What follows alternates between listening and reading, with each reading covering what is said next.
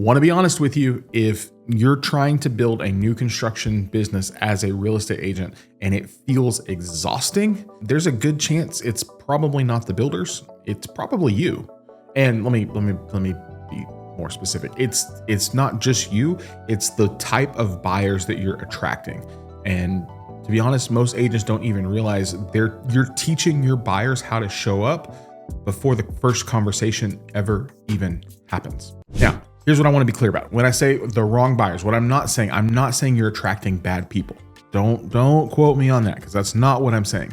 What I am saying is if you're attracting the wrong buyers, you're not helping them to be prepared, and you're giving them the wrong expectations of how new construction works, right?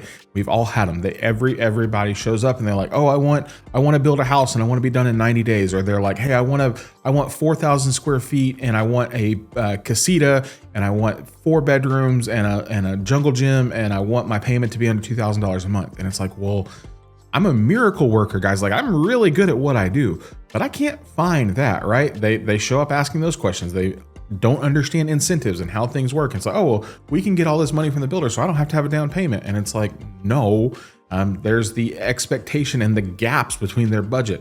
There's the decision paralysis, which I feel like happens so much more in new homes than it does on the resale side. And nobody talks about that, right? At the end of the day, they can be really great people, but still be a bad fit for your process. And I want to kind of help you frame this out as you're thinking through, how do we think through our processes and our systems that help us attract the right people so that we can build a successful new construction real estate business, right? And so here's the thing. This is again, it goes back to what we've been talking about in all of these other videos.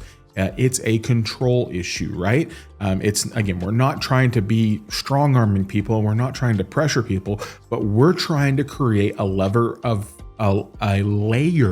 of control in our business that makes sense and makes it predictable, right?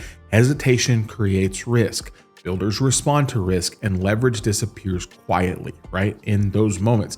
And unprepared buyers, honestly, they don't just create more work, they collapse the whole system. And then you end up spending so much time and so much energy on one thing that you can't go out and build more business, right? And here's the honest truth. Most agents create this problem for themselves. Here's what happens, right?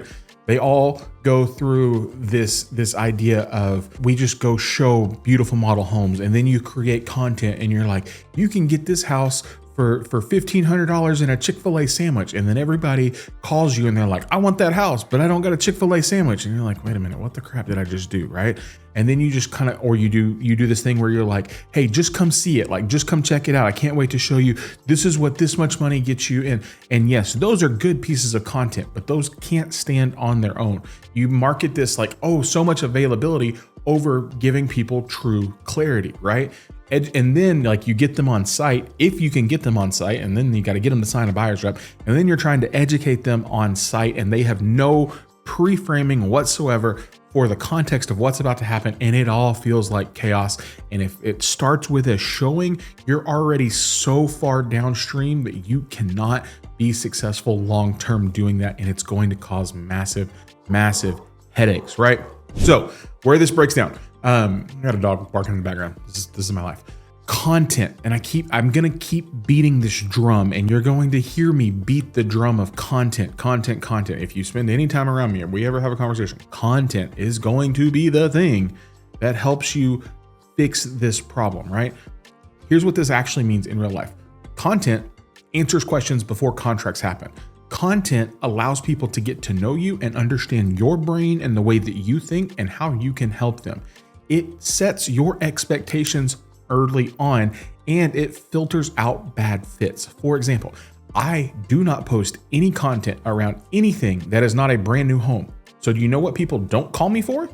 People don't call me for a 1960s fixer-upper. People don't call me to list their house because I don't talk about anything like that. My niche is exclusively new construction, and I post content exclusively in that space, in and around that space, to help educate buyers, to empower them to make the best decisions that they possibly can. Good content doesn't just attract more buyers, it attracts better buyers, right? And when you start putting out the right content and the right things, like more people will see you and more people will be educated and more people will be ready. And then when they call you, they'll like, I can't tell you how many phone calls or emails I get where people are like, Zach, we've been watching you for months. We want to do this. We know we want this builder. We want it like, and they just give me every single thing that they need. And I'm like, okay, great. Let's go finish this out and put it together and get you into your house, right? And this is the idea that I'm not trying to convince people. I just want them to show up prepared. Their time is valuable. My time is valuable.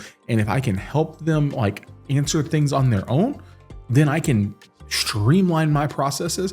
Yes. Are we still going to have to do some handholding? Yes. Are we still going to have to show up and do the work? Yes. But does this help us start to build out a better quality of pipeline of buyers? So much. Yes, you got to do it, right?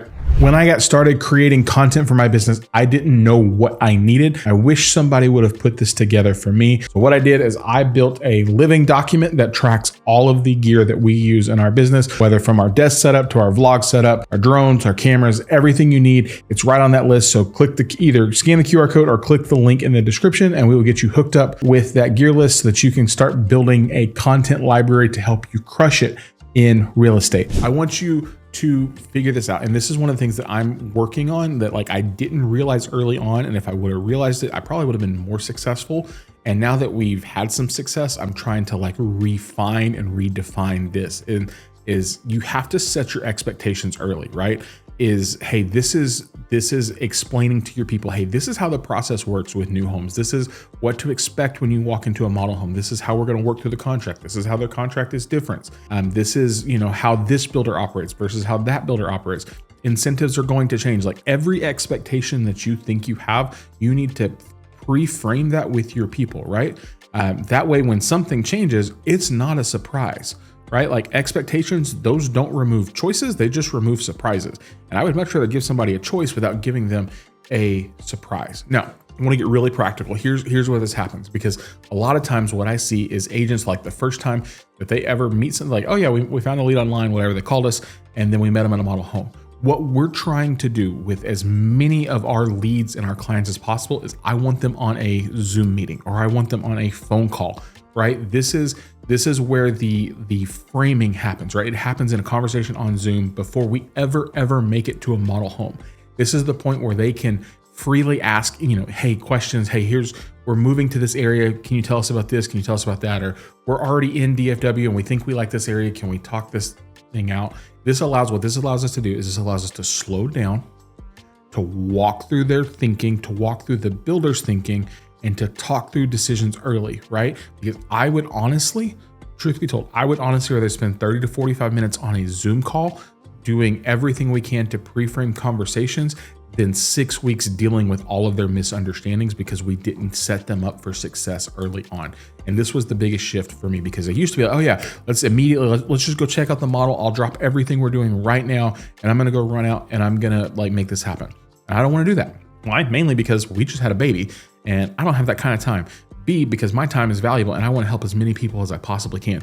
I would much rather, if I can give you any practical piece as you're building this out, set up those Zoom consultations, get something like a Calendly or a Zoom calendar, whatever, and push people to that. Hey, book a consultation, book a call, 30-minute increments, 6 to 10 times a day, whatever it is, book a call, let's have a conversation. And then when you get them on that call, you work through these same questions and the same conversations over and over. And this is the thing we're constantly working on refining because this is what affects our deal quality, right? This is what takes us from the person that there's no way in the world they're buying a house to the person that's like, hey, as soon as we find it, they're pulling the trigger, right? This also allows us to elevate our experience with them so that we set ourselves up as an expert, right? And it's something, I will be honest with you, I am constantly working on figuring out and refining and trying to make better. So this is kind of an active thing for me as well as it should be for you, but you should not be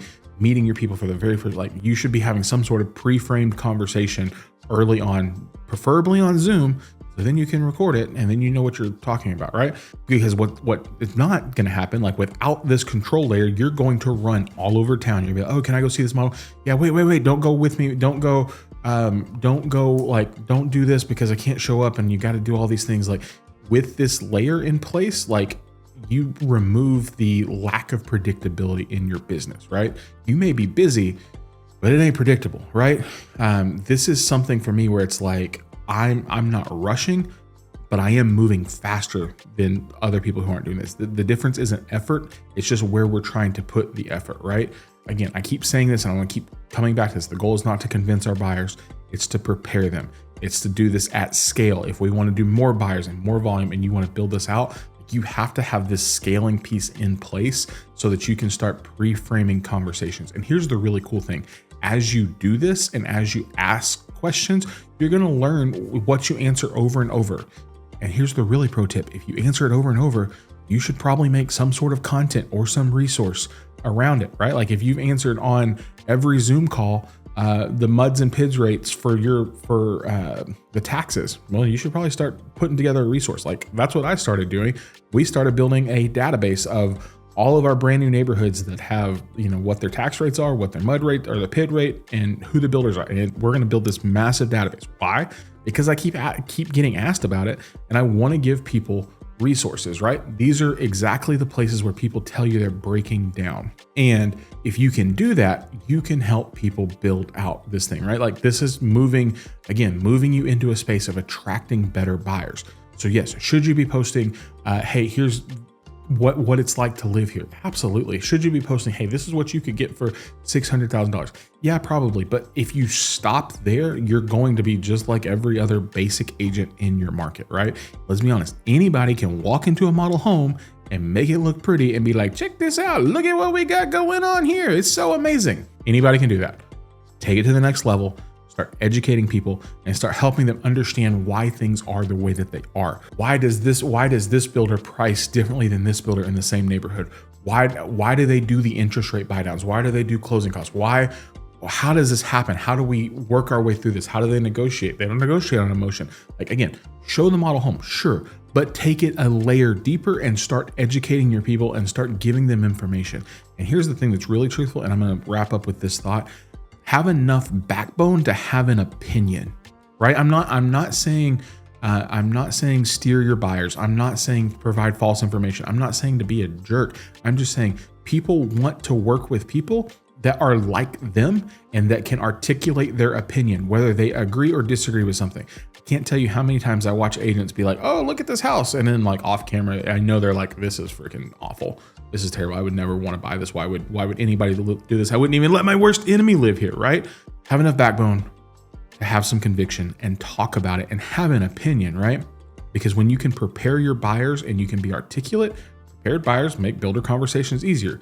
Easier conversations create more predictable outcomes. More predictable outcomes creates more transactions. More transactions create more money and more people helped for you. And that's how you do this at scale. This is your control layer. This is how you get from attracting those buyers that like they're never going to transact to getting to where people really truly want to do business with you. And we're going to keep building this out. And as you can see, my whole thing, like the thing I love is systems and understanding how we can make our systems work smarter, not harder for us so we can be more effective. So if you're curious, join us for the journey. If you have questions, let me know. I'm happy to be a resource and help you build this new construction business that you're trying to figure out as an agent.